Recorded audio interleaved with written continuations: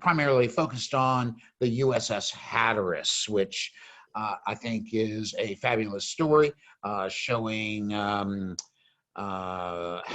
the CSS Alabama really was a powerful ship, and it was such a powerful ship that it could outdo what are called these purchase gunboats. Now, you know, when the Civil War erupted, the United States Navy had 93 ships. However, half of them were in ordinary, rotten row. They were just not able to do anything. And of the other half, only 28 were steamers. So it's real hard to effect a blockade with sailing ships when the blockade runners are steamers. So as a result of that, the U.S. Navy went out and bought everything that not only could float, that had a steam engine, but also had a strong enough deck that it could handle naval ordnance. Okay, so that's a big thing. So the Hatteras will be a new ship to the U.S. Navy, as will eventually the CSS Alabama, because the Confederacy basically did not have a navy at the outbreak of the war, and their goal was to try and purchase ships overseas so that they would have superior engines, sailing qualities or steaming qualities, as well as better armament. So this story is going to talk a little bit about that. Now, these two ships, the Hatteras and the Alabama, are going to have a fatal encounter on 11 January 1863 off of what's called Galveston Light, Galveston, Texas. Now, the Hatteras was originally the St. Mary's, and the St. Mary's was a passenger steamer that was built at Harlan and Hollingswood of Wilmington, Delaware. It's iron-hulled, and as soon as the ship was launched, the U.S. Navy bought it on 25 September 1861. They then took it down to the Philadelphia Navy Yard and refitted it to be a warship, so they cut down some of the deck items and added a cannon to the ships. Now, the general idea of the displacement of the ship would be that it was 1,126 tons. Its length was 210 feet, beam 34 feet, draft 18 feet. It had iron paddle wheels, side wheels. It went 8 knots. It had 110 people. That was its listed complement. We know during the battle with the Alabama, they will have 126 on board.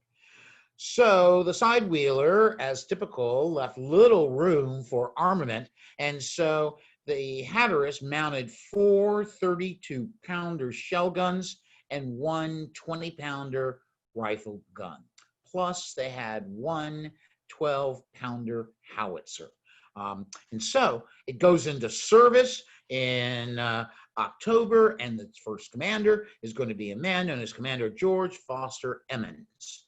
And he joined the U.S. Navy in 1828, and his career is fabulous because this is, of course, a view of the ship model or the maker's model of the Alabama, which, of course, is on display at the Mariners Museum, given to us by a direct descendant of James Bullock. And we'll talk about him in just a bit. Here, however, is a picture of George Foster Emmons. Now, once again, he joined the U.S. Navy 1828. He participated in this famous expedition known as the Captain Charles Wickes Exploration Expedition, which discovered Antarctica. And as a result of that, he becomes somewhat famous. He then served aboard the USS Ohio and the Warren. Actually, he fought during the Mexican War and later commanded the ship we see here, the Savannah. Actually, he was on the Warren during the Mexican War, as the Warren was part of the squadron that went up the Gulf of California and captured Baja, California. Actually, that was one of their war aims, but they gave it back to Mexico. Nevertheless, Edmonds is described as an officer of the old school. While scrupulously polite, he rigidly enforced every detail of regulation.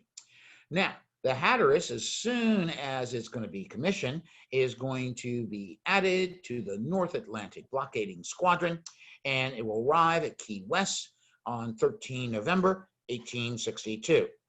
Very quickly, it's going to be reassigned to the Gulf Coast Squadron, and at Apalachicola, Florida, until we guard Cedar Key, Florida, arriving there on 7 January. Now, they're looking out for ships just like this blockade runner here. This is a sketch of the Robert E. Lee, which was later captured by the Union and used as a blockader themselves. But this is the typical style of ship they're looking for.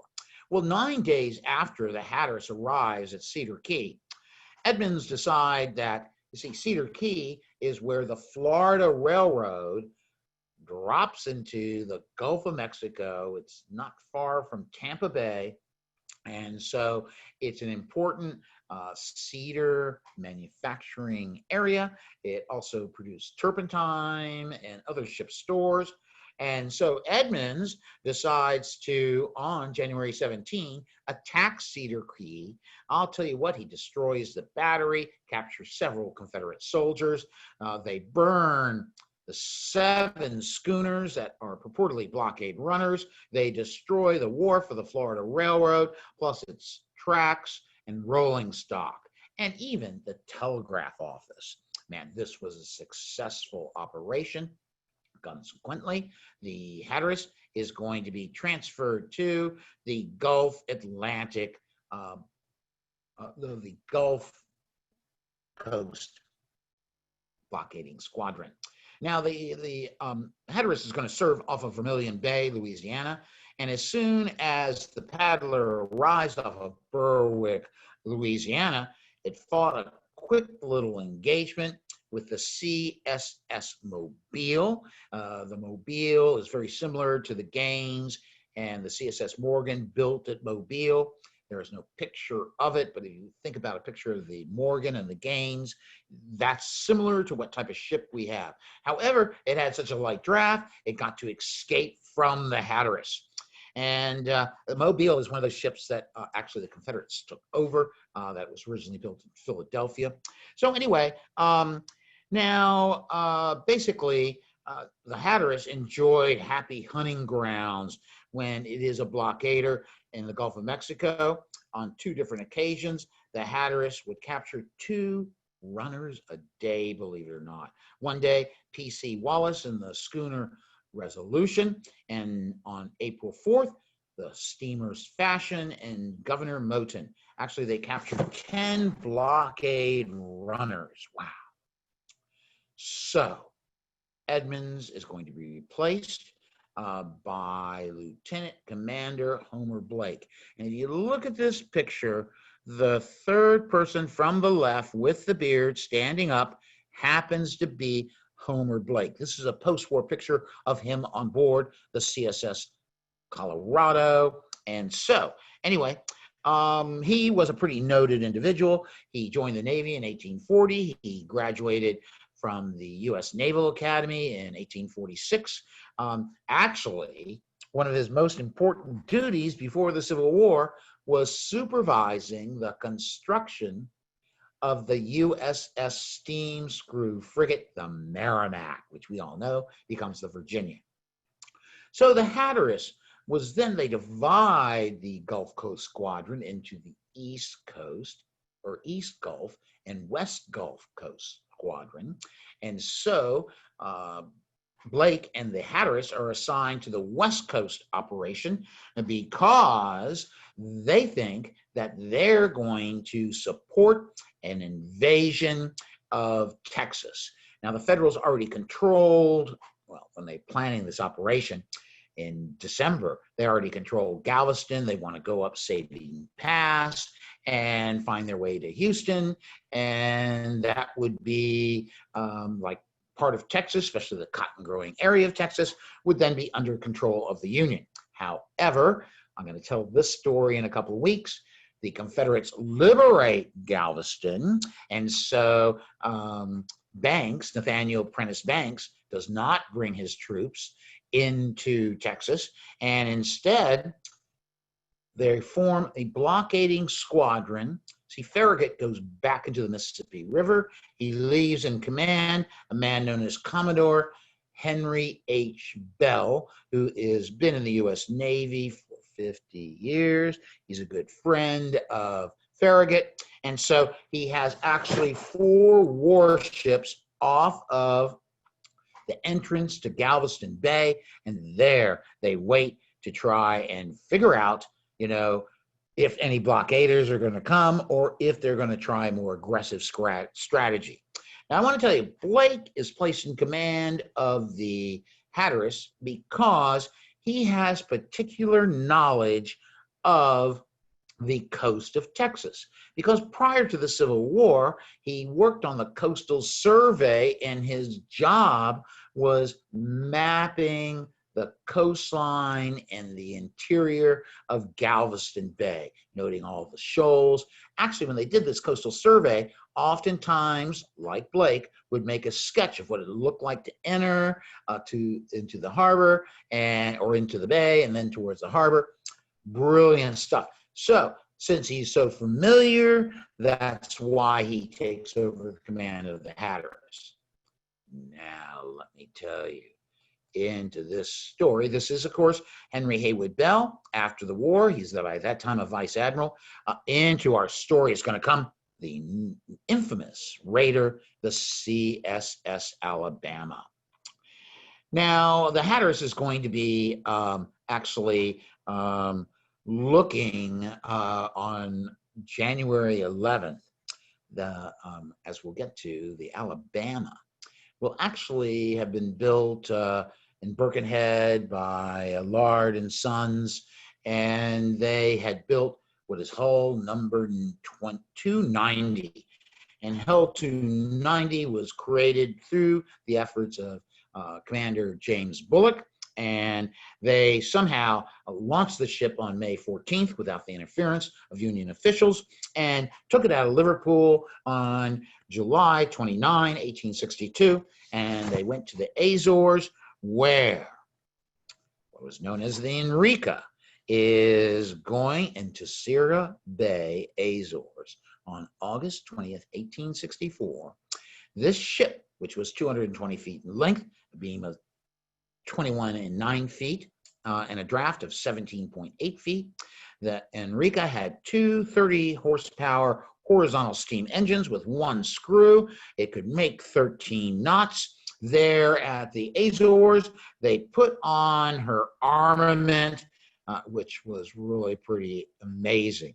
They had 6 in broadside, 32-pounder shell guns, but really, they had a 110-pounder Blakely rifle and a 68-pounder shell gun on pivot mounts. So this ship has the ultimate in what we call naval ordnance at the time. Those 2 big guns were on pivot mounts. Now, Semmes will arrive at the Azores. Bullock is there. Raphael Semmes has already made a name for himself. We're going to learn about that when we talk about Raphael Semmes and the CSS Sumter, which was the first commerce raider of the Civil War, but that's a couple of weeks later. And so you can imagine they have a supply ship called the Agrippa that coals the ship. And on August 24, 1864, there's Semmes and his executive officer, John Kell, in the background. This is actually Alabama when they visit Cape Town. So anyway, as they raise the flag, you're going to, and this is the very flag they raised, which is in the Mariners Museum, donated once again by a descendant of James Bullock. So this is the flag of the Alabama that gets raised. As they raise it, they play Dixie. They get, now the crew is all mostly English. The officers are all Southerners, but the crew, they are kind of mumbling about going on a warship. So Sims gives them a bonus in gold and says, you're always going to be paid in gold. Plus, we're going to loot all these ships. We're going to have fun. And so they all on. So as the Confederate flag is raised of the Alabama, they shout out 3 huzzahs and off they go. The first ship that is going to be captured is the whaler Okeechobee, and the Commerce Raider then sailed into the North Atlantic along the coast of New England, off of New York, capturing several prizes. And then on January 1st, he learned, because he's down in the Caribbean, they have all these agents, he gets to recall in different places. He learns of Nathaniel Banks's effort to invade Texas. So he plans to bring his ship down off the coast of Texas, and there he is going to capture the transports and foil the Union effort. Well, the circumstances had changed since Semmes came up with this idea, because Major General John Bankhead Magruder will liberate the city of Galveston, break the blockade, capture the Harriet Lane, cause the Westfall to blow up, and it's a great victory. And so instead of transports being off of Galveston, there are 5 blockading ships commanded by Commodore Bell. His flagship is going to be the USS Brooklyn. So Semmes will come by and take a look at the situation off on the horizon. He sees those are blockaders instead of transports, so he sails along the edge of the horizon. Around 3 o'clock on the afternoon of January 11th, 1863, Bell notices this strange ship out on the horizon. Now, these people have all heard about the Alabama. So Bell instructs Homer Blake to take the Hatteras out and see what's going on with that ship. Now, the Hatteras gave chase, and Semmes, as brilliant as he is, he slows his ship, and so that the Hatteras starts to catch up with him. And as Blake would later write, that he continued the chase, but he thought it was odd because he was rapidly gaining upon the suspicious vessel. Knowing the slow rate of speed of the Hatteras, I had once suspected that deception was being practiced. The steamer's captain now knew, they're now a mile apart, now he knew it was the Alabama, although the Alabama is flying a British flag at the time. So as Blake approaches the Alabama, he moves his guns towards the side he believes he's going to encounter the Alabama. Now, about 7 o'clock, darkness shrouded the scene. When the blockader reached within 75 yards of the Alabama, now I got to tell you, the Alabama, it situated itself so its broadside was facing onto the Hatteras, ready to rake. In other words, if you're in a certain position, you can fire down the side of a ship as you move. They don't have as many guns to fire at you, so you're going to really score big time. Well, so Blake shouts out, "What steamer is that?" And the answer returned, Her Britannic Majesty's ship Vixen. Now, I want to just stop that. Blake calls it the Vixen, but Semmes later will say, oh, no, I told him it was the Petrel. And so if you read my blog about this story, I actually have an explanatory footnote saying, where those 2 lines come. So anyway, the Union commander said, hey, I'm going to send a boat over because I'm not so sure what you are. And as that boat starts to come over, just as it pulls away from the Hatteras, Semmes shouted, just as that Confederate flag raises above the Alabama, "We are the Confederate steamer Alabama." And quickly it was followed by a broadside striking into the Hatteras And Semmes recounted, "My men handled their pieces with great spirit and commendable coolness, and the action was sharp and exciting while it lasted, which, however, was not very long, for in just 13 minutes after firing our gun, the enemy hoisted a light, fired an off gun as a signal he had been beaten." Blake, however, during those 13 minutes, had steamed the Hatteras within 30 yards of the Alabama. In an attempt, he knew he was outgunned, so he wanted to board the Alabama, thinking he'll have a chance to capture it. They come within musket and pistol range, and those were exchanged. However, the Hatteras could not close with the Alabama, cause shells from the Alabama rumble through the Union steamer, causing extensive damage. In other words, one shell entered amidship in the hold, setting fire to it. Another one entered through the sick bay and exploded in the adjoining room, starting a fire. And yet another shot made it into the engine room, knocking off a cylinder head, sending scalding steam throughout the engine room of the Hatteras. Now, this shot left the Hatteras dead in the water, unable to work its pump or really to maneuver. The Union ship, basically, as I said, was dead in the water. Blake said in his later report, "The vessel was on fire in 2 places, and beyond human power, a hopeless wreck upon the water, with her walking beam," that's another shot away, her engine rendered useless. Blake maintained fire with the hope of disabling the Alabama and hoping that the sound of his guns and the flashes of his guns, because the entrance to Galveston Bay is 28 miles away, so you could have seen those flashes, perhaps heard those guns like a distant thunder. And so, as he does that, he knew he had run out of options. He had just been told by one of his men that the Hatteras had got another shell hit right at the waterline, tearing off entire sheets of iron, and that water was rushing in. As Blake wrote, "Learning this melancholy truth, I felt I had no right to sacrifice uselessly and without any desirable result the lives of all under command." And so the Hatteras surrendered. Alabama sends ships to rescue most of the crew. And so as they're there, the Hatteras will quickly sink.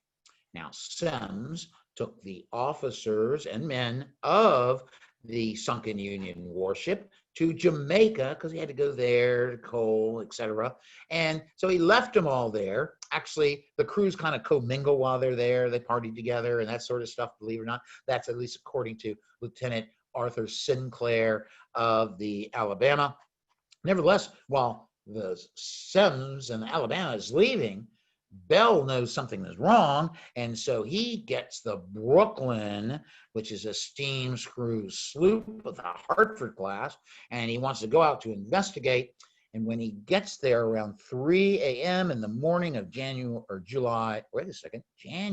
12th, you'll just see the mast of the Hatteras above the water. And so he returns, and it was like just 20 miles south of Galveston Light. So sometimes this battle is called the Battle of Galveston Light. But Bell noticed the commissioning pendant of the Hatteras was still above the water. And so he knew that the Hatteras had surely lived up to the great adage of the day, sink before surrender. Oh my gosh. Blake then wrote his, when he's in Jamaica, he wrote his after-action report, in which he wrote, "I desire to refer to the efficient, active manner in which Master Henry Porter, executive officer, performed his duty. The conduct of Assistant Surgeon Edward S. Matthews demands my unqualified recommendation. I would also like to bring favorable notice of Acting Master's Mate F.J. McGrath, who temporarily performed duties as gunner. Owing to the darkness of the night, I'm only able to refer to the conduct of these officers to the men of the Hatteras. I cannot give too much praise. Their enthusiasm and bravery was of the highest order. Well, after the war, Blake is asked to reminisce about the sinking of the Hatteras. And he will write this letter in which he says, oh, there's all these other people that I didn't mention in the report, which I should have mentioned. And as he wrote, during those terrible moments, the ship was on fire, the shells were tearing through her sides and exploding with awful destruction.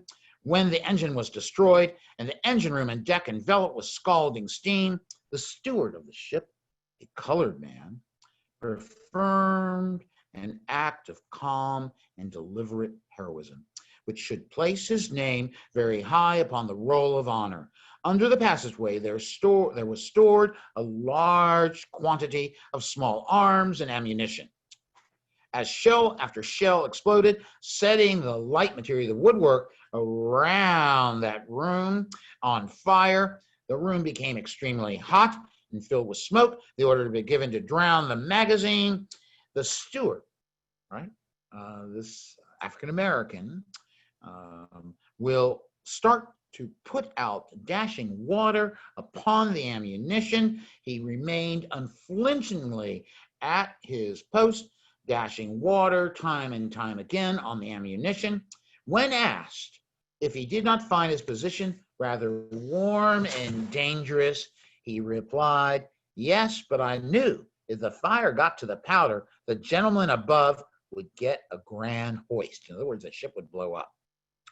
Blake also noted the brave actions of two other African-American crew members. Unfortunately, he did not record their names.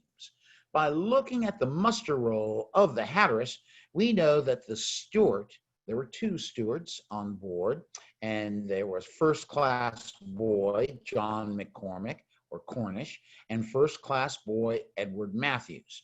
And the other Black African-American member of the crew was also landsman Fortuno Gomes. Now, remember, a landsman means I haven't served at all at sea.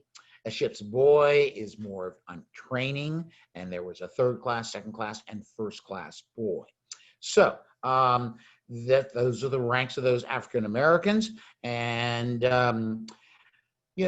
first class boys and others serve critical things like running messages through the ship, carrying powder, acting as what we call powder monkeys, carrying ammunition and powder up to the guns. And so these two men, who were one of the men that were stewards, actually proved his bravery beyond compare. We just don't know his name for sure. It could be one of two people. And I got to tell you, African Americans had not been limited by their race to join the U.S. Navy since the Revolutionary War. In fact, the Navy was integrated in its enlisted ranks. By the Civil War, however, and due to the contraband of war decision between 1861 and 1863, many former enslaved individuals known as contraband of war will enlist in the U.S. Navy and actually serve with distinction in many, many cases. Just remember, there are 6 African Americans that served on the USS Monitor, which makes to be approximately 10% of the crew. Generally, it's 10 to 30% of any crew that you would see would be, and you can see this picture of the hunchback. There's one African American in front playing his banjo. There's several others off to the right. The hunchback was in the Potomac Squadron, then the North Carolina Squadron. And so you couldn't join the Army until after the Militia Act, which passed along with the Emancipation Proclamation in 1863. So these guys are on board the Hatteras. And I got to tell you, Captain Henry Jacques Van Brunt of the USS Minnesota, noting the bravery of his African-American sailors during the Battle of Hampton Roads, wrote, that the Negroes fought energetically and bravely, none more so. They evidently felt that they were working out the deliverance of their race.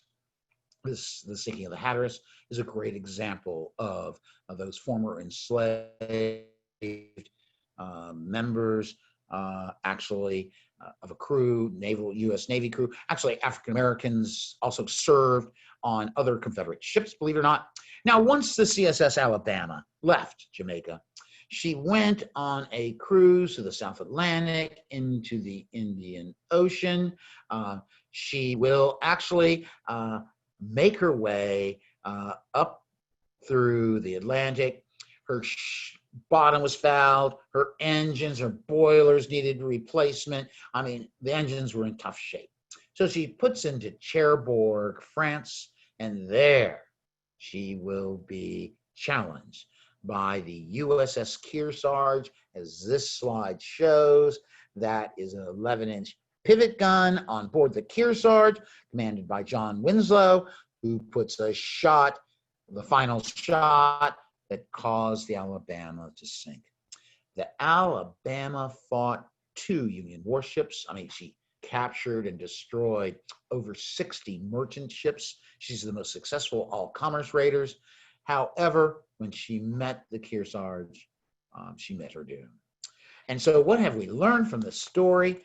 Well, number one, the U.S. Navy was so desperate to have ships that they would buy almost anything that's strong enough to handle ordnance. And as they did so, they would take ships like the Hatteras, convert them into warships.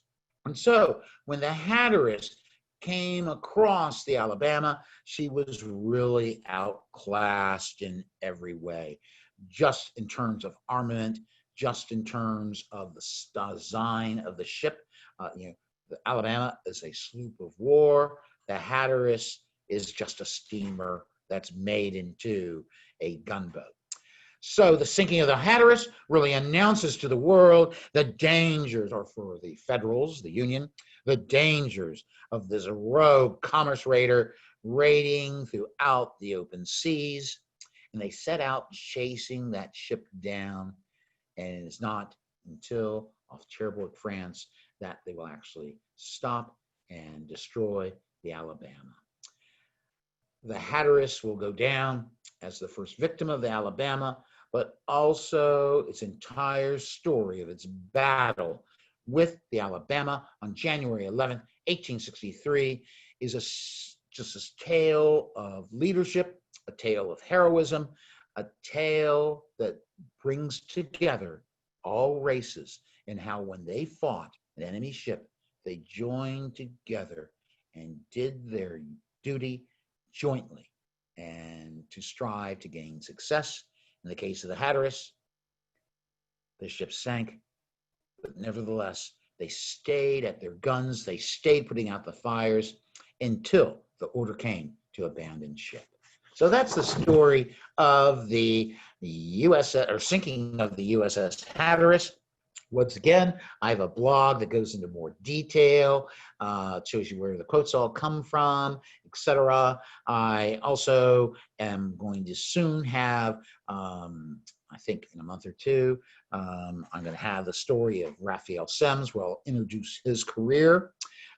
And I will tell about the commerce raiding of the Alabama and its fight with the Kearsarge. I'm doing one on the CSS Sumter that actually talks about the first commerce raider that the Confederacy actually had. So I have 2 more programs I'm going to do on this topic alone. And so I really appreciate, on behalf of the Mariners Museum and Park, I'm John Korstein, Director Emeritus of the USS Monitor Center there at the Mariners Museum and Park. And I want to tell you, just as Commodore Bell said of the Hatteras as the Brooklyn sailed near her wreck, she said that ship sank before surrender. Huzzah. Thank you. I'm ready to take any questions or what have you. All right, John. So our first question here is from Julie Murphy, asking how big How big is that flag that we had in our collection? I'm thinking about it right now, and it's probably about over 5 feet in length, probably close to 6 feet in length, about 3.5 to 4 feet wide. It's called a naval jack because you wanted to have your flag seen from afar so that everyone knew what you were looking at. And so that flag got to the Mariners Museum. Actually, James Bullock's sister married Theodore Roosevelt's father. And so Bullock was uncle to Theodore Roosevelt, and the descendant of Theodore Roosevelt actually made the donation of the ship model that we showed earlier, the Alabama, as well as the flag of the flag that was flown at that battle of the Alabama. The museum has several other flags we received from the Roosevelt family, including a flag of the CSS Nashville, which I'm going to show you in a soon-to-be episode where I talk about the CSS Nashville, which, James Bullock was commissioning agent, secret agent in England, Great Britain, serving the Confederacy. However, I will tell you, his half-brother, Irvine Bullock, will actually be on board the Nashville as a midshipman, on board the Alabama as sailing master, and on board the Shenandoah as sailing master. So he's on 3 of the most noted commerce raiders, and thank goodness they cherish these relics of their ancestors' service, and very fortunately, they're in the Mariners Museum. And you can see pictures of them by looking at my blog, which I published yesterday. So, any other questions? Yeah, it looks like we have several. So one was related to Teddy Roosevelt's uncle, which you just answered. Mm-hmm. So we have Ed Flanagan having his hand up. So I'm going to go ahead and click on Ed. So you can go ahead and ask your question. Hello. What is the status of the wreck of the USS Hatteras? Is much left other than the medals? Oh my gosh. Actually, it has been named a marine sanctuary by NOAA, just like the Monitor wreck is. Now, the Hatteras came down right onto the bottom of the water or the ocean. Her mast protruded, the tops of her mast protruded, so she's in somewhat shallow water. And when it was discovered, the NOAA divers went down and they collected some artifacts. They found 2 sailors on board that were in the engine room, probably killed when the cylinder head got knocked off by a shell, spreading scalding steam through the engine room and the ship. There are 2 Irishmen, and so NOAA actually has put out a request. There is a website called The Mysteries of the Hatteras, and they're asking, I don't know, I did a lot of research of sailors in my CSS Virginia book and my Monitor Boys book. However, you have to do a lot of detailed research to go back and try to figure out who these people were. And some of them merely disappear after the Civil War. Some enlist with aliases. So we really don't know for sure who are or what happened to those 3 African Americans. And we know the people who went down with the ship, they're Irishmen. Okay, does that answer your question? So you actually can see views of the wreck and digital imaging through the NOAA website, Mysteries of the Hatteras. Okay, Thank you. That's a question. All right, great. And if anybody else has a question they'd like to raise their hand with, go ahead and do that. All right, so our next one here is how unique was it to have a naval battle away from the Eastern Theater? Oh my gosh. There were plenty. You know, I have to tell you, just the attack on New Orleans, the attack on Mobile Bay, those are some of those major naval engagements of the entire Civil War. And so to have a ship-to-ship action like this, wooden ship against wooden ship, you really didn't see that much of in either theater, because the Confederate gunboats were generally outmatched by Union sloops of war, Union frigates. So had the Brooklyn gone out instead of the Hatteras, the Brooklyn has heavier armament, 9-inch Dahlgrens, to heavy pivot guns. It might have been a different story, but Bell wants to keep his flagship where it should be. And so the Hatteras and the Alabama is one of the few ship-to-ship engagements off an American coast during the Civil War. Most of those naval actions are going to happen within the harbors, like the capture of the Atlanta, the Battle of Hampton Roads, the capture of New Orleans, the Battle of the Head of Passes. All those are big naval actions, but they are coastal actions versus being out at sea, like the sinking of the Hatteras. I hope that answers your question. Yeah, it does. So we have another one here. The Hatteras had an iron hull. Do you know of any other iron-hulled ships that were sunk in the war before this one? Let me just think about that.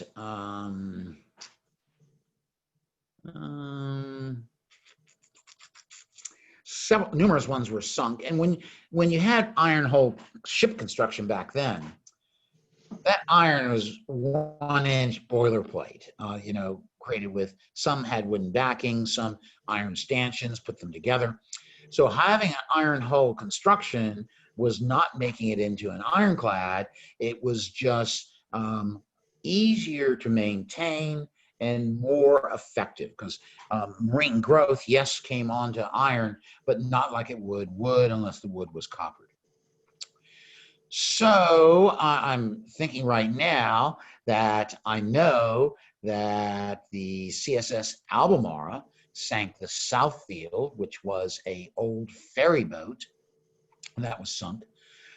That was in a ship-to-ship action, ironclad versus wooden ship with an iron hull. Nevertheless, in most cases, most of the ships sunk by the Confederacy are sunk by torpedoes or mines, like the Patapsco, like the Commodore Barry up in the James River, like the Tecumseh at Mobile Bay, like the Keokuk. The Keokuk is the only ironclad to get sunk by actually cannon fire, and that is from Fort Sumter during DuPont's, which I'll talk about sometime soon, DuPont's attack in April of 1863 on Charleston, focused on ironclads. The Keokuk was a bad boat, and of course, she got hit 93 times and sank the next day. And actually, you can see one of the guns of the Keokuk, because the Confederates, after the battle, snuck out there and raised their two 11-inch guns and armed them as what is called the battery, White Plains Battery, which is now known as the Battery. And as you're walking that park, boom, there's the Keokuk's gun. So I think if I sat down and really thought about it, I could come up with a couple other instances, but those are the main ones that I can think about right now. Okay, what's next? All right, John, well, it looks like that's all the questions that we have for today. Great. Well, as always, I want to thank you all ever so much for participating in this program. I think my next one is the 24th, correct, of September, where 25th. I'm, what? Friday the 25th? 25th. Yep. Oh my gosh, and what's my topic that day? The three turreted monitors, right? I can't wait to talk about this ship. That's the USS Roanoke, and it is a hoot of a story. And it's all because of the Battle of the Ironclads. And so I'll be posting a blog about that. After that, I'll be giving one of these lectures. These lectures are going to be available a couple days after I present them via the Mariners Museum. And so I can only say thank you for your interest in the American Civil War. I thank you so much for your interests and support for the Mariners Museum and Park. And I want to thank you for enjoying this story with me, this fabulous story of the sinking of the Hatteras, a story that has so many links, like African-American sailors, like the famous commerce raider, Alabama. So without further ado, I'm John Korstein, Director Emeritus of the USS Monitor Center at the Mariners Museum Park. I look forward to seeing you all again sometime in the future. And just take care. And just as Commodore Bell said, you must always sink before surrender.